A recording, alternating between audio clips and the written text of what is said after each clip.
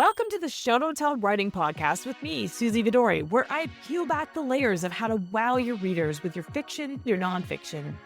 Anybody can bang out a first draft, but it takes a little more work to make your book as amazing as it can be. Join me as I share the step-by-step writing techniques you could apply to your writing right away, as I host successful writers who share a behind-the-scenes look at their own writing lives, and as I live coach writers on their pages, giving practical writing examples that will make your own writing stronger. Nobody is born knowing how to write an engaging book. There are real and important skills that you need to learn. On this show, I cut through the noise and get you all the info you need. I can't wait to see how this information is going to transform your writing. Today on the podcast, prepare to be maybe a little bit scared. I actually got scared when we were recording this one, which Sam actually had a lot of fun making fun of me for. But Samantha Skull is a fan of the scary, the mysterious, and suspenseful. She is the executive director of Thriller Fest, and she's the co-founder of Shadows and Secrets Writing Retreats, which is a series of thriller and mystery-focused writing retreats in Salem, Massachusetts' most haunted hotel. And she's also, like me, an Author Accelerator certified book coach, but she specializes in coaching mystery, thriller, and suspense, which is shorthand is called MTS in the industry. And she works with authors all the way from novel planning through the delightful hell that is revision. These are her words. Her superpower as a coach is brainstorming twists without ground up rewrites. And she recently released a standalone mini course for blocked thriller writers, which is called Find Your Final Twist. She's an enthusiast of homemade sourdough and cheese of all kinds. Sam is an agented author who writes stories that keep her up at night, and she also lives in the beautiful Pacific Northwest. I can't wait for you to hear this. You can hear me squirming as Sam sets up that she uses so many examples in this interview where just with simple things and with the intonation of her voice and with some simple setups, she's actually creating suspense for us. It is absolutely beautiful. We're going to talk all about what twists mean. We might even invent a drinking game during this. It was a really fun interview that we recorded together, and there was so much insight that we actually created 2 episodes for your enjoyment. Enjoy these next 2 episodes. So, wow. Okay. So you also coach using interiority to create suspense, right? That feeling of suspense. And we've been talking around it and acting like all the listeners understand, but let's break it down. What exactly is interiority? Great question. So interiority is inner thought. It's that and I read somewhere recently that not every human on the planet has an internal monologue, which is just... Oh, that's interesting. I mean, I knew that not everybody can visualize, and we know people in our circle, and I work with lots of writers. Yeah. I'm going to research that because I'm so interested in the brain. That I myself have a very robust inner monologue, and it's constantly going. So interiority comes relatively easy to me. I wonder if mine is actually visual. I wonder. Now that I think, okay, we'll take that offline because I'm super interested. But yeah, I mean, I write interiority, but yeah, I don't actually think those words. Okay. So, you have 2 different ways of thinking about it just with 2 people here. So however your brain works, just think of interiority as inner thought on the page. It's in between the dialogue. It's the translation of what your POV character is seeing around them. So, we're sitting in this room, and if I were being super boring about it, I might say that, Suzy is sitting on this couch and I'm leaning against the pillow, and there's a window over there, and there's a door. I am to your right. Yeah, and I am about 2 feet away from you. Yeah. And my blonde hair, whatever it is, like these details. I love your blonde hair, by the way. So much. Good. These details are only interesting when they're translated. So instead, it's going to be Suzy is on this couch, and I have just noticed behind her that there is a blood spot. There's not, readers. Everything is fine. But, I'm noticing the couch because there's something that's relevant to the story. I am aware of the window behind me because I come, and this is again, not real. I come from a background where I know that somebody is looking for me. And so having a window in this room is very uncomfortable. That is translation. That is interiority. And so you can think of it. And so I just injected some fear in that one. So if I'm in my head as the POV character, and I can't stop thinking about that window. There actually isn't even a window, and I feel like there is. I just painted you a picture. Yeah. Yeah. So, I have just told you so much about who I am via interiority by telling you in my inner thought as the POV character that the window is freaking me out because someone is looking for me. Absolutely. And so that instead of it being like, oh, someone is looking for me, it you're using the translation. We're showing it and not telling it. We are on the Show Don't Tell podcast. So I can bring it all around. And I can also, because I use slightly different words, but we're coaching the same thing. And usually what I teach is that there are 5 elements of writing that you can put on the page. And one of those is inner thoughts. And one of those is dialogue. And the other 3 are setting, actions, and reactions. And to combine them all together, it's boring to read. We don't want 3 pages of interiority or inner thought because, oh my goodness, you're going to tire readers' brains out. You want to be able to, you can't see my hands. I'm making a puzzle thing with my hand. Like a Rubik's Cube. My son loves a Rubik's Cube. Yeah. Okay. So, but we're kind of trying to weave those all together to keep tickling their brains and keep them awake, which is part of what we want to do. But also, what else you said was that your narrator or your point of view character, their interiority is going to translate things or interpret what's happening. Yeah. And you got to remember they are our interpreter and we become them. And we will, like you said earlier, we will make the assumptions that they assume something, we'll kind of go along with it unless it's really out in left field, right? Absolutely. As long as it's logical. Absolutely. And I like to coach people, if you're unfamiliar with the concept of interiority, pick up your favorite book that you felt really engaged with and look for that translation. But then in your own work, take a page, hopefully it has a little bit of dialogue on it. Maybe you have some description, maybe you have some action. If I am the POV character and I don't explain why I am about to take this action or explain why I took that action, it falls flat because I, as the reader, have no idea why you're doing what you're doing. Yep. And so I can't care. Yeah. Let me in your head. And we won't know how to feel about it. Yeah. Somebody knocks on the door and I open it up and it's, I don't know, the monkey trainer. I don't know why I'm on monkey today. Yeah. Am I scared? Am I indifferent? I have no idea. As the reader, I don't know. But if your point of view character does know, share that. Because then we don't know how to feel until you tell us how to feel. Exactly. And that leads me to my second thing about interiority that's so helpful with MTS especially is interiority is the single best way to increase the fear that the reader feels. And so if there's a knock on the door and, Suzy is chatting about how she's excited to, talk to the monkey trainer that she's hired to come and talk to us. And in my interiority, my monkeys. Yeah, with so many monkeys. So many metaphors. But in my head, I'm like, oh my God, what if that knock on the door is not at all the person that she expected to be? And I actually think this is the person who has found me. All of a sudden, wearing the monkey trainer outfit. All of a sudden, I'm looking around me and being like, okay, where can I hide? What if this? Agency. What if that? Agency. Yes. It gives you things to do because we know what you want. You do not want to be found, right? Like all of the things. Okay, that's amazing. What is suspense? Suspense is the uncertainty that something bad will happen. Okay. That's the best way that I know how to define it. But, it's one of those things where you don't want to have constant, low level, never breaking suspense. You need to give the reader a little bit of a break. And so if you're writing a suspense novel and that is your goal, you want to be solidly in the suspense category, which I believe is always going to be either mystery focused or like psychological suspense, domestic suspense, whatever it is, right? Suspense is present in both mysteries and thrillers. But if you want to be more solidly in the full on suspense, you need to keep in mind that your reader is going to enter that story similar to horror, knowing that something bad is going to happen. So your work is expecting it. They're expecting it.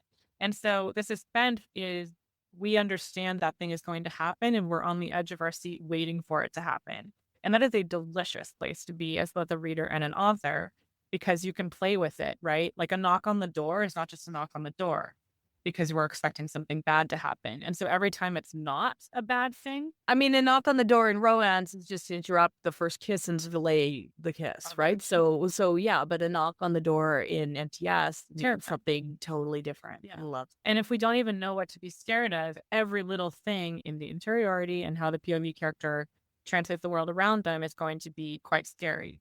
Or I'm actually getting scared just sitting. Sorry. Look, it's okay. Yeah, right? We're very safe together. But you can have a situation where you're writing a suspense novel and you have one POV character who doesn't even know they should be scared. And that is also a delicious place to be because the reader knows that they should be scared, but the character doesn't. And so you have a different Oh, kind of that's really cool. So, how do we talked a little bit about structure at the beginning? And I think, one of the things that I like to talk to writers about, because oftentimes they'll come to me with very complex structures, dual timeline or many, many timelines and jumping back and forth and all the things.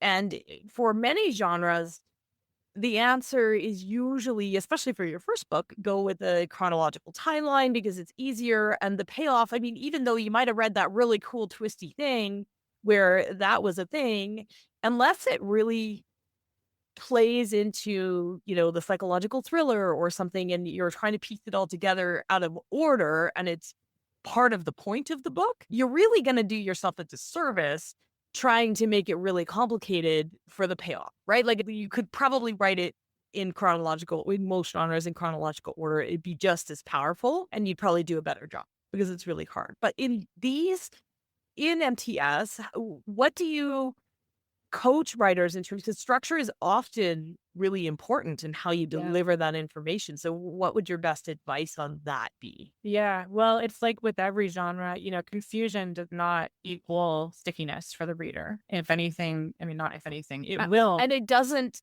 I love that. Confusion does not actually equal suspense either. No, it doesn't. It doesn't. And the more confused your reader is, the further out from the story they're going to feel. And the whole point of MTS is to suck people in and make them feel like there's zero filter between them and what the POV character is going through. And that is that fear, right? MTS readers want to get in to feel scared.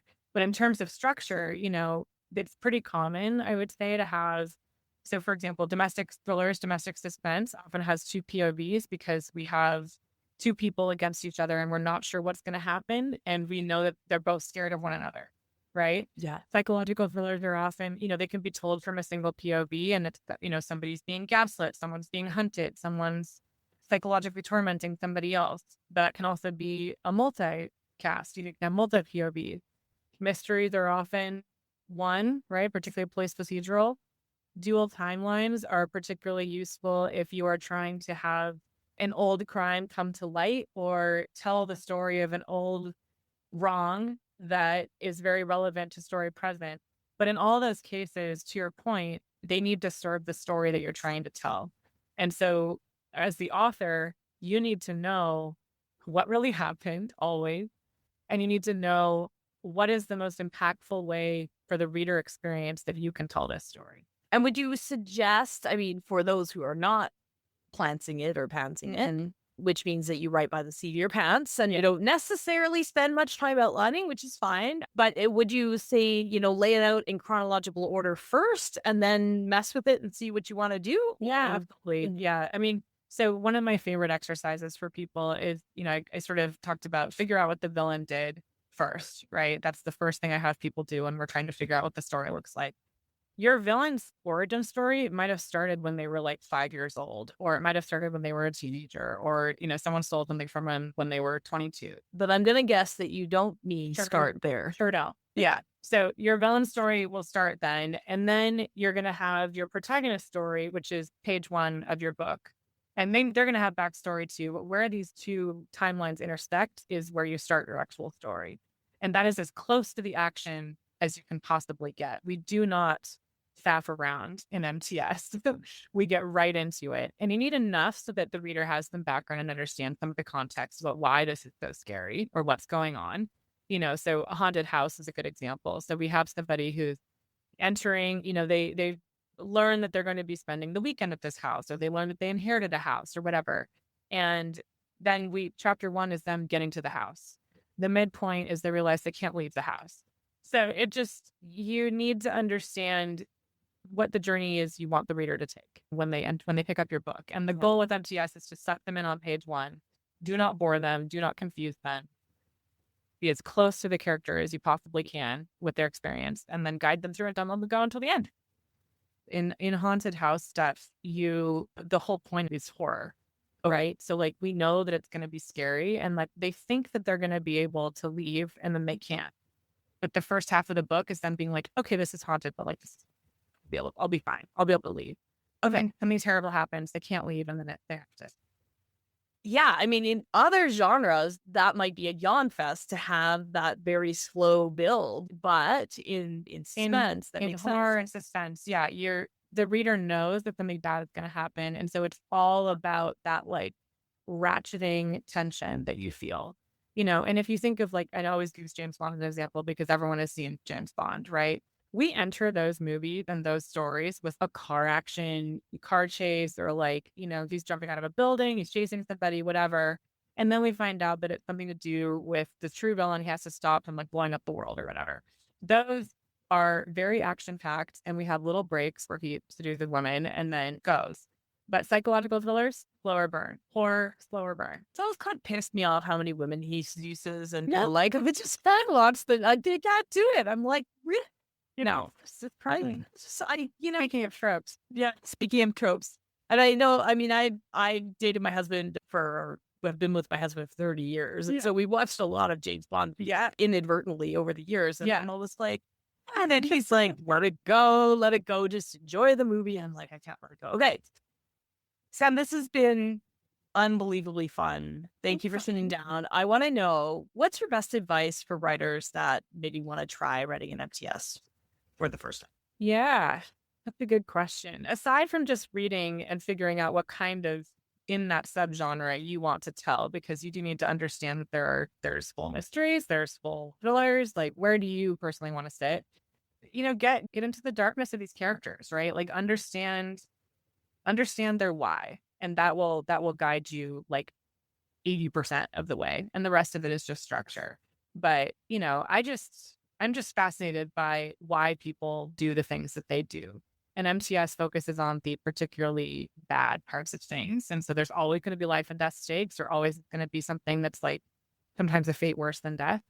So if you're fascinated by all of that, it could absolutely be your genre. And it doesn't make it, I mean, this is something that I've coached writers through before, but sometimes, when you go to that dark place, just make sure that you're looking after yourself. Yes. And take little breaks. That's what I tell people too. Like when we're brainstorming this stuff, like it doesn't mean that you did these things. No. It doesn't mean that you want to do these things. It's okay. And sometimes it's just your way of processing what you think is hypocritical or evil in the world, right? Yeah, absolutely. It's psychology. Like, why do people do what they do? But it's a fabulous genre to be a part of. I love it so much. I am a very happy person, and I am very drawn to darker stories. So here we are. Amazing. Sam, how can listeners find you? Because I'm sure they're all going to want to go and find everything that you do. What is it that you do from a coaching perspective? What do you offer? Tell us about your programs. Yeah. So I am SamanthaSkal.com, SKAL. And I do one-on-one coaching. I have a writing retreat company that I co-founded with a fabulous coach as well, Carrie Savage. That retreat company is called Shadows and Secrets, which is shadowsandsecrets.com. And we have an online membership with group coaching. And I love planning conferences. So I'm a big part of Filler Fest. So if you've ever gone to that or want to, that's a wonderful place to meet more shockingly friendly. We like to joke in the MTS community that we are the friendliest group of writers because we work our stuff out on the page. So we are just come and have fun. Come and have fun with that. Amazing.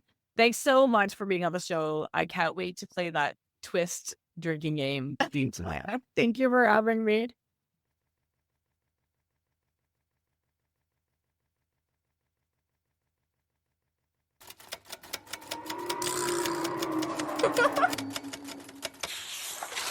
Thanks for tuning in to the Show Don't Tell Writing Podcast with me, Suzy Vidori. It is my absolute honor to bring you the straight goods for that book you're writing or the book that you're planning to write. Please help me keep the podcast going by helping people find us. You can subscribe to the podcast and leave a review on Apple Podcasts, Spotify, or wherever else you're listening to show how much you enjoy the show. That's how other listeners will find us. Also, visit suzyvidori.com/newsletter to hop on my weekly inspired writing newsletter list, where you'll stay inspired and be the first to know about all the upcoming training events and writing courses that happen in my community. Want my eyes on your writing? Submit a page of your current draft for a chance to come on the podcast at the link in the show notes. I'd love to chat with you about your writing in my always positive, incredibly supportive way so that you can make great strides towards your writing goals. I'm here to cheer you on. Remember, that book you're writing is going to open doors that you haven't even thought of yet. And I can't wait to help you make that it the absolute best it can be. See you again right here next week.